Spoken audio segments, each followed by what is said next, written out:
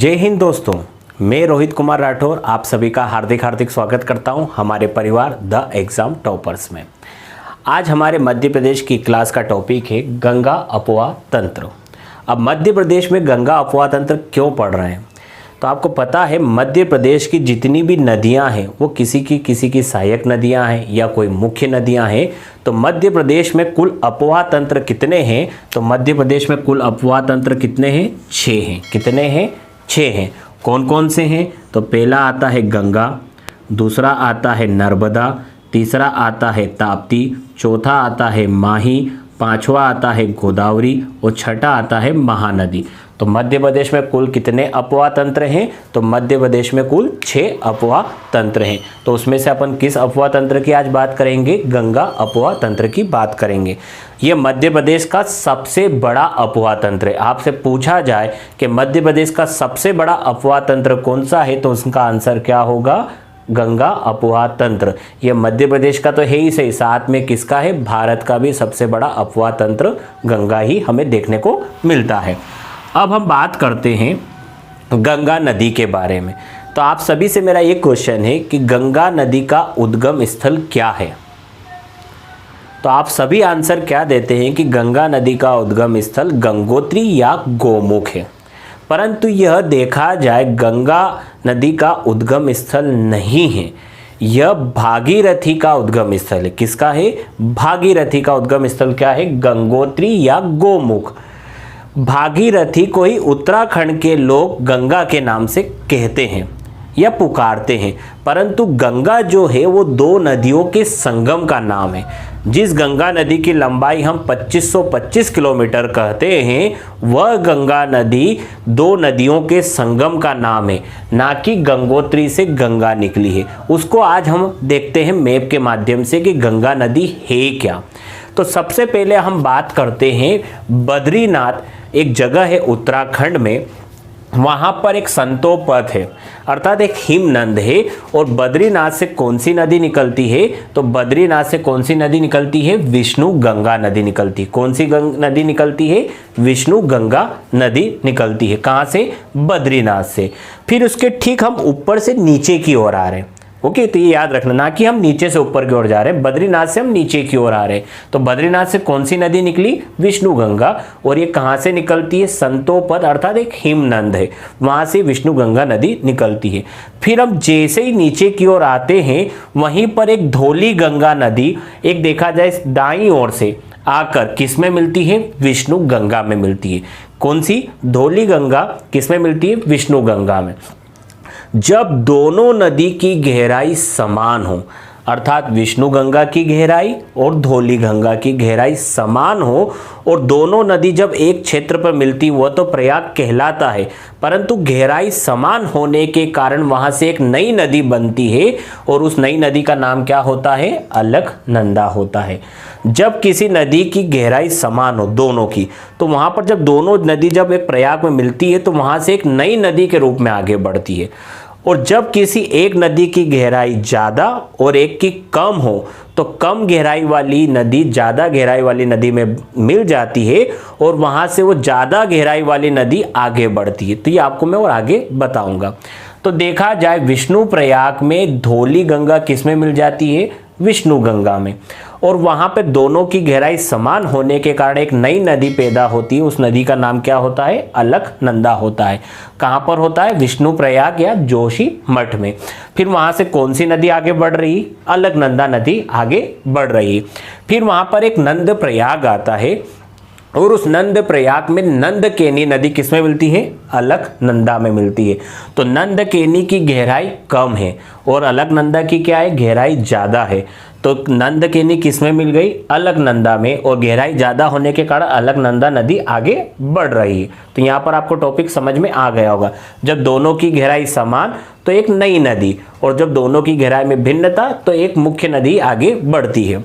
फिर हम देखा जाए नीचे और आते हैं तो एक कर्णप्रयाग आता है, और कर्णप्रयाग में कौन सी नदी मिलती है? पिंडार नदी मिलती है। और किस में मिलती है? अलकनंदा में हमें मिलती है। फिर यहाँ से देखा जाए कर्णप्रयाग के बाद वापस अलकनंदा नदी कहाँ पर आती है?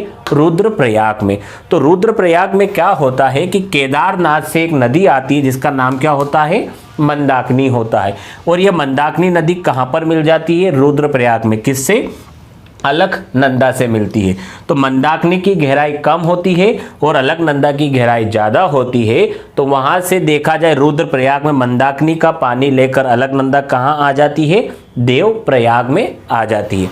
तो ये वाला आपको टॉपिक पूरा समझ में आ गया होगा। अब हम बात करते हैं गंगोत्री से। तो गंगोत्री किसका उद्गम स्थल है? गंगोत्री भागीरथी का उद्गम स्थल है। किसका उद्गम स्थल है? भागीरथी का उद्गम स्थल है। गंगोत्री या गोमुख से भागीरथी नदी निकलती है और यह देखा जाए हिमनद नदी है जो उत्तराखंड से होती हुई टिहरी नामक जगह पर आती है। और यहीं पर एक देखा जाए दाईं ओर से नदी भिलांगना आती है जो टिहरी बांध देखा टिहरी नामक जगह पर किससे मिल जाती है? भागीरथी नदी पर मिल जाती है। अब यहाँ पर देखा जाए भिलांगना नदी की जो गहराई है वो कम होती है और भागीरथी गहराई की क्या होती है? ज़्यादा होती है। तो यहाँ से टिहरी से एक देखा जाए भागीरथी नदी भिलांगना का पानी लेकर आगे बढ़ जाती है और इसी टिहरी नामक जगह पर भारत का सबसे ऊंचा बांध बनाया गया है और उस बांध का नाम क्या है? टिहरी बांध। और इसकी ऊंचाई कितनी है? तो इसकी ऊंचाई लगभग 260 मीटर है। कितनी है? 260 मीटर है। आपको कहीं कहीं देखने को मिलता है कि भारत का सबसे ऊंचा बांध कौन सा है? तो भारत का सबसे ऊंचा बांध कौन सा है? टिहरी बांध है। जो कहाँ पर बनाया गया है? उत्तराखंड में टिहरी नामक जगह पर। और कौन सी नदी पर? तो भागीरथी नदी पर। भारत का सबसे ऊंचा गुरुत्वी बांध कौन सा है? तो भारत का सबसे ऊंचा गुरुत्वी बांध भांगड़ा नागल बांध है। भांगड़ा नागल 2 बांध है, ओके, परंतु हम इसको क्या बोलते हैं? भांगड़ा नागल बांध। तो वो एक बांध नहीं है, वो 2 बांधों का एक नाम है, भांगड़ा और नागल। और ये कौन सी नदी पर बनाया गया है? सतलज नदी पर। तो वो सबसे ऊंचा गुरुत्वी बांध है और ये भारत का सबसे ऊंचा बांध है। अब भागीरथी नदी कहाँ पर आ जाती है? देवप्रयाग पर आ जाती है। देवप्रयाग में अलकनंदा और भागीरथी नदी दोनों की गहराई समान होने के कारण यहाँ पर दोनों नदी आपस में मिल जाती है और यहाँ से एक नई नदी देखा जाए हमें देखने को मिलती है। उसका नाम क्या होता है? गंगा नदी। तो आपको ये याद रखना है कि गंगा नदी 2 नदियों के संगम का नाम है, ना कि गंगा नदी गंगोत्री से निकलती है। गंगोत्री से कौन सी नदी निकली है? भागीरथी नदी निकली है। अब देवप्रयाग से जब गंगा नदी आगे बढ़ती है तो वह ऋषिकेश में आती है। फिर उसके बाद कहाँ पर आती है? हरिद्वार में। और हरिद्वार से ही गंगा नदी मैदानी भागों में प्रवेश करती है। तो आपसे पूछा जाए कि गंगा नदी मैदानी भागों में कहाँ से प्रवेश करती है? तो गंगा नदी मैदानी भागों में हरिद्वार से प्रवेश करती है। अब इस गंगा नदी की कुल लंबाई कितनी है? तो इस गंगा नदी की कुल लंबाई कितनी है? 2525 किलोमीटर है। कितनी है? 2525 किलोमीटर है। और इसका कुल प्रवाह क्षेत्र कितना है? तो इसका कुल प्रवाह क्षेत्र कितना है? 8,61,404 वर्ग किलोमीटर इसका क्या है? कुल प्रवाह तंत्र या प्रवाह क्षेत्र है। जो भारत के क्षेत्रफल का कितना है? लगभग 1/4 भाग पर कौन सी नदी का अपवाह तंत्र है? तो वो गंगा नदी का अपवाह तंत्र है। अब गंगा नदी की सर्वाधिक लंबाई किस राज्य में है? तो मैं आपको 5 राज्यों के नाम बता देता हूं जिससे गंगा नदी निकलती है। तो पहला आता है उत्तराखंड, दूसरा आता है उत्तर प्रदेश, तीसरा बिहार, चौथा झारखंड और 5वां पश्चिम बंगाल। तो गंगा नदी की सबसे पहले उत्तराखंड में लंबाई कितनी है? तो 320 किलोमीटर। यूपी में लंबाई कितनी है? तो 1140 किलोमीटर। और सर्वाधिक गंगा नदी की लंबाई कहाँ पर है? तो उत्तर प्रदेश में ही हमें देखने को मिलती है। फिर इसके बाद बिहार में कितनी है? तो बिहार में है इसकी लंबाई आपकी कितनी? टोटल इसकी लंबाई देखने को मिलती है 455 किलोमीटर। फिर आपका आता है झारखंड, जहां पर इसकी लंबाई कितनी देखने को मिलती है? 40 किलोमीटर। फिर आता है वेस्ट बंगाल और यहाँ पर इसकी लंबाई कितनी है? 510 किलोमीटर। और टोटल कितनी हो जाती है? 2465 किलोमीटर। बाकी की जो 60 किलोमीटर जो नदी होती है वो कहाँ पर बहती है? तो आपकी बांग्लादेश में बहती है। अब देखा जाए देवप्रयाग से जब गंगा, अलकनंदा और भागीरथी नदी का संगम होता है और वहाँ से गंगा नदी आगे बढ़ती है तो गंगा हरिद्वार से मैदानी भाग में प्रवेश करते हुए फिर देखा जाए आपके उत्तर प्रदेश, बिहार, झारखंड और पश्चिम बंगाल में प्रवेश करती है। पश्चिम बंगाल में यह 2 वितरिकाओं में विभाजित हो जाती है। 2 वितरिकाएं मतलब इसकी 2 शाखाएं हो जाती है। एक शाखा का नाम होता है भागीरथी और एक शाखा का नाम होता है हुगली। और यह हुगली जो शाखा है उसी पर आपका देखा जाए भारत का सबसे प्रसिद्ध शहर बसा हुआ है, जिसे अपन कलकत्ता शहर भी कहते हैं।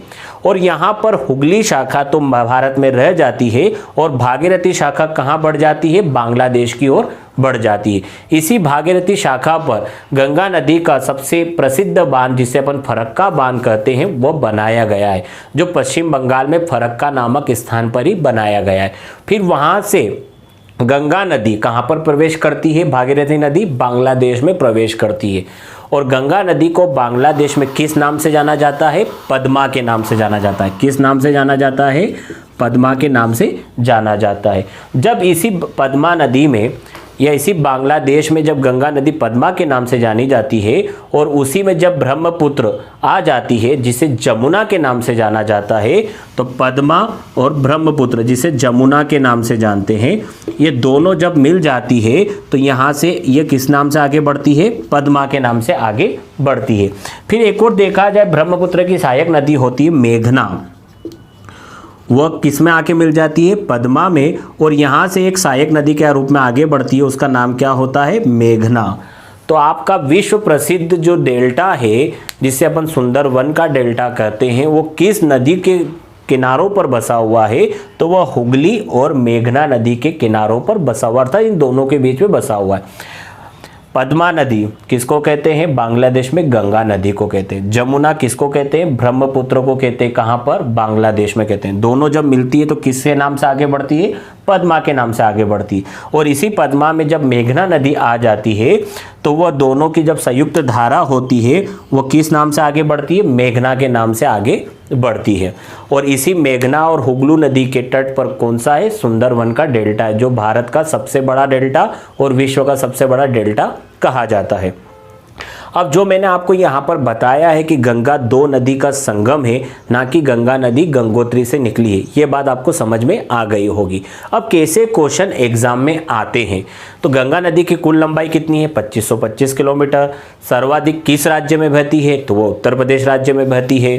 ओके, अब इनकी जो सहायक नदियाँ हैं वो कैसे याद करी जा सकती है, तो आपको सबसे पहले ये याद रखना है कि भगवान विष्णु, ओके, तो भगवान विष्णु का धाम क्या है, बद्रीनाथ है। ओके, और बद्रीनाथ से कौन सी नदी निकली, तो विष्णु गंगा नदी निकली। और वह कहाँ पर आके मिल जाती है, विष्णु प्रयाग में। और कौन सी नदी मिलती है उसमें, धौली गंगा नदी मिलती है। फिर हम जस्ट नीचे आते हैं तो भगवान विष्णु का अवतार कहाँ होता है, नंद, देखा जाए नंद लाला के यहाँ पर। ओके, तो फिर नंद प्रयाग आ जाता है। नंद प्रयाग में कौन सी नदी मिल जाती है, नंद केनी मिल जाती है। फिर इसके जस्ट हम नीचे आते हैं तो भगवान श्री कृष्ण जब बड़े होने लगते हैं तो क्या पहनते हैं, कान में कर्ण पहनते हैं, अर्थात कुंडल पहनते हैं। तो कौन सा प्रयाग आ जाता है, कर्ण प्रयाग आ जाता है, जहाँ पर कौन सी नदी मिलती है, पिंडार नदी मिलती है। विष्णु गंगा, ओके, नंद और आपका कर्ण, ये तीनों प्रयाग याद होगी। भगवान विष्णु फिर छोटे रूप में आए तो नंद के यहाँ, फिर बड़े हुए तो कान में क्या पहने, उन्हें कर्ण पहना, तो कर्ण प्रयाग। फिर देखा जाए भगवान विष्णु फिर जब बड़े हो जाते हैं तो काय का रूप दिखाते हैं, देव अपना देखा जाए रुद्र रूप दिखाते हैं। कहाँ पर दिखाते हैं, तो वो कहाँ पर दिखाते हैं, महाभारत में दिखाते हैं। और उसी को हम क्या कहते हैं, रुद्र प्रयाग कहते हैं। और उसमें कौन सी नदी आके मिलती है, आपकी मंदाकिनी नदी आकर मिलती है। फिर 5वां प्रयाग कौन सा आता है, विष्णु भगवान का भी हो गया, नंद भी हो गया, आपका कर्ण भी हो गया और रुद्र भी हो गया। और ये चारों रूप हमें जब देखने को मिल जाते हैं तो भगवान श्री कृष्ण क्या हो जाते हैं, देव हो जाते हैं। तो ये देव वाला क्या होता है, देव प्रयाग होता है। और यहीं पर आपकी अलकनंदा और भागीरथी नदी आकर मिलती है और दोनों की गहराई समान होने के कारण वहाँ से एक नई नदी के रूप में आगे बढ़ती है और उसका नाम क्या होता है, गंगा नदी होता है। गंगा नदी के ऊपर देखा जाए एक प्रसिद्ध बांध बनाया गया है जिसको अपन फरक्का बांध कहते हैं। और ये कहाँ पर है, तो यह आपके पश्चिम बंगाल में देखने को मिलता है। और यही फरक्का बांध के बाद वो कहाँ पर प्रवेश करती है, तो वो बांग्लादेश में प्रवेश करती है। और बांग्लादेश में उसे किस नाम से जाना जाता है, पद्मा के नाम से जाना जाता है। विश्व प्रसिद्ध जो टिहरी बांध है, जो भारत का सबसे ऊंचा बांध है, वो कौन सी नदी पर है? तो भागीरथी नदी पर है। और इसकी ऊंचाई कितनी है? तो 260 मीटर इसकी ऊंचाई है। परंतु भारत का सबसे ऊंचा गुरुत्वीय बांध कौन सा है? तो भांगड़ा नागल बांध है, जो कौन सी नदी पर स्थित है? तो वो सतलज नदी के ऊपर स्थित है। अब गंगा की सहायक नदियां कौन कौन सी हैं? तो गंगा की सहायक नदियों के लिए एक ट्रिक है जो मैं बोल रहा हूं, आप नोट कर सकते हैं। यमुना गोमती घाघरा पहनकर सोन को कर्म राग सिखाती है। वापिस बोल रहा हूं, यमुना गोमती घाघरा पहनकर सोन को कर्म राग सिखाती है। तो यमुना से यमुना हो गया, गोमती से गोमती हो गया, घाघरा से घाघरा हो गया। ये 3 नदी तो हो ही गई आपकी। कौन कौन सी सहायक नदियाँ आपको ट्रिक मैंने बोली दी है? यमुना गोमती घाघरा पहनकर सोन को कर्म राग सिखाती है। तो पहली सहायक नदी कौन सी हो गई? यमुना। फिर कौन सी होगी? गोमती। फिर क्या हो गई? घाघरा। यमुना गोमती घाघरा पहनकर, साइलेंट छोड़ देना है, सोन को, अर्थात सोन को से कोसी, कर्म राग तो अर्थात कर्मनाशा राग सिखाती है। तो आपको ये जितनी भी सब नदियां हैं, ये सब किसकी सहायक नदियां हैं? ये सब गंगा की सहायक नदियां हैं। यमुना गोमती घाघरा पहनकर सोन को कर्म राग सिखाती है। तो ये सब किसकी सहायक नदियां हैं? गंगा की सहायक नदियां हैं। तो ये आप सभी को याद रखना है। इसके अलावा गंगा नदी पर 5 प्रसिद्ध मैदान भी है। कितने हैं? 5 प्रसिद्ध मैदान है। और देखा जाए टोटल मैदान कितने हैं? 7 है। तो गंगा नदी के जो ऊपर जो 7 प्रसिद्ध मैदान हैं, जिसमें से 5 काफ़ी प्रसिद्ध हैं, और वो कौन कौन सी नदी पर हैं तो वो आपको मैं बता देता हूँ। तो सबसे पहले आता है गंगा यमुना का मैदान। कौन सा आता है? गंगा यमुना का मैदान। और ये कौन सी नदी पर है? तो नाम से स्पष्ट है, गंगा यमुना के मैदान पर है, तो गंगा यमुना नदी पर ही होगा। अगला आता है आपका रोहेलखंड का मैदान। ओके, और रोहेलखंड का मैदान कौन सी नदी पर है? तो यह रामगंगा और गोमती नदी पर है। फिर अगला आता है अवध का मैदान। अवध का मैदान कौन सी नदी पर है? तो गोमती और घाघरा नदी पर है। फिर अगला आता है पूर्वी उत्तर प्रदेश का मैदान। यह कौन सी नदी पर है? तो यह घाघरा और गंडक नदी पर है। ओके, फिर अगला आता है आपका कौन सा? सारण का मैदान। और ये कौन सी नदी पर है? तो गंडक और बूढ़ी गंडक पर है। अगला आता है मिथिला का मैदान। कौन सा आता है? मिथिला का मैदान। और मिथिला का मैदान कौन कौन सी नदी पर है? तो यह बूढ़ी गंडक और कोसी नदी पर है। और अगला आता है पश्चिम बंगाल का मैदान। और यह कौन सी नदी पर है? तो कोसी और महानंदा या महानदी पर स्थित है। तो ये आपको याद रखना है। तो गंगा नदी पर कितने स्थित मैदान है? तो गंगा नदी पर स्थित 7 मैदान है। कौन कौन से? गंगा यमुना का मैदान, जो गंगा और यमुना नदी पर स्थित है। रोहेलखंड का मैदान, जो रामगंगा और गोमती नदी पर स्थित है। अवध का मैदान, जो कौन सी? गोमती और घाघरा नदी पर स्थित है। पूर्वी उत्तर प्रदेश का मैदान घाघरा और गंडक पर स्थित है। सारण का मैदान गंडक और बूढ़ी गंडक पर स्थित है। मिथिला का मैदान बूढ़ी गंडक और कोसी पर। और पश्चिम बंगाल का मैदान कोसी और महानदी पर स्थित है। तो गंगा नदी पर कितने स्थित मैदान है? तो ये 7 स्थित मैदान है। अब हम मिलते हैं हमारे नेक्स्ट वीडियो में। तब तक के लिए घर पे रहें, स्वस्थ रहें। Thanks for watching. जय हिंद।